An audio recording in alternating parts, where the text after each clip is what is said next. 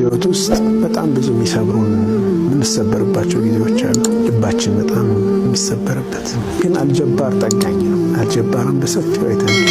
አላህ በምን እንደሚጠግን አታውቅም፣ ግን ወደሱ መዋደቅ አለብህ። اللهم إني أشكو إليك ضعف قوتي وقلة حيلتي وهواني على الناس በጣም ነው የሚያሳዝነኝ። በቃ ነብዩ ሰለላሁ ዐለይሂ ወሰለም የነበሩበትን ስብራት በደንብ ያሳያል፣ ግን መጠጊያቸው አላህ ነበር። በቃ اللهم إني أشكو إليك ወደ አንተ አቤት እላለሁ፣ ስሞታዬን አቀርባለሁ።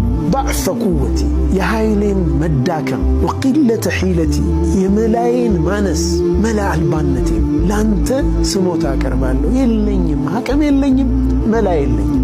ወሃዋኒ አልናስ በሰው ዘንድ መዋረዴን፣ በሰው ዘንድ የተናኩ መሆኔን፣ ማነሴን። ምክንያቱም እብዶችንና ሕፃናትን ልቀው ያስደበደቧቸው